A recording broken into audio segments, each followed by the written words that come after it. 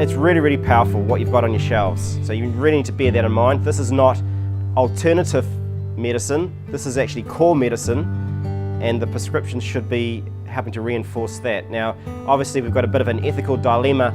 When people are coming in with prescriptions, we can't tell them not to take that. We've got to support what the doctor's doing and support their relationship with their GP, which is really important that they don't lose confidence. Confidence in your practitioner is really important. So we've got to say that's great. And what else to support that would be really great is the really exciting thing about nutrition medicine therapies as opposed to prescription therapies is when you prescribe them for people, the side effects are favourable. You know, increased energy, better mood, clearer thinking.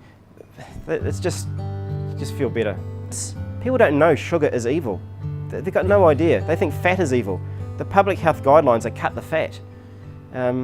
It's nowhere near as problematic. You know, if you look at the stats from when the National Heart Foundation guidelines started to promote people to cut the fat out of their diet, and people have changed their diets, and you look at the incidence of obesity and obesity, it's gone up.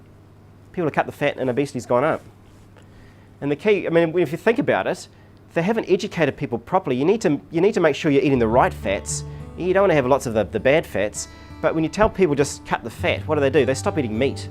You know, and so there's a big protein food taken out. And so I've even had people come in to say, and that proudly proclaim to me, they buy the fat-free salmon tins. You know, but you want the fat in the salmon. That's why you buy it. But yeah, a lot of people don't complain because they want to be nice, but if you actually ask them, how are you going? How are your energy levels? Well, yeah, not that well, but yeah, I'm getting older. Nope, it may be your medications, and that's when you can start to make a difference. The protein's really, really important for the whole digestive process to work. So I hope I made that really, really, really clear. The test I do for a lot of people in store is I'll cover it more later, it's just a finger pulp atrophy. If you get your thumb, it should be nice and bouncy, and you press down on it, it should bounce back nice and spongy within 10 seconds or so. A lot of people that are protein deficient, it's sad and flat, and it just doesn't come back at all. If your iron levels are here, you're normal. If you're there, you've got an iron deficiency problem.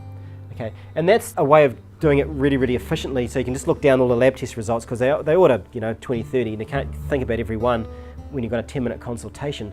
But if you do actually think about it with your patient, you can say, okay, so you're here. I actually think a healthy level for iron should be somewhere about there. What's really important for us as pharmacists are these drug-nutrient interactions.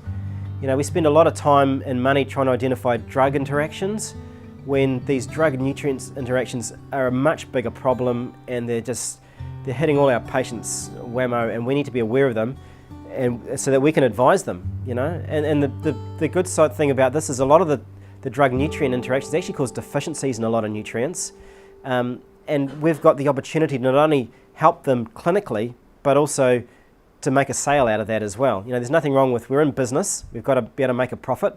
Times are tough in the dispensary with the new contracts, etc. But we can actually make people well and do well ourselves out of it. And I get people coming back just so grateful that I've done that for them. I mean, the amount of money I've spent on my health is reasonably significant.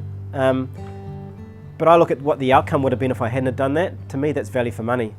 And it's not my job when my patient comes in to figure out how much money they can afford. I've got to let them know about what they can do to ensure good health. They decide what they can afford. It's getting out there with people and seeing the difference and getting all the good news stories, and people coming back saying, I feel bloody good because of what you did. You know, that's really cool.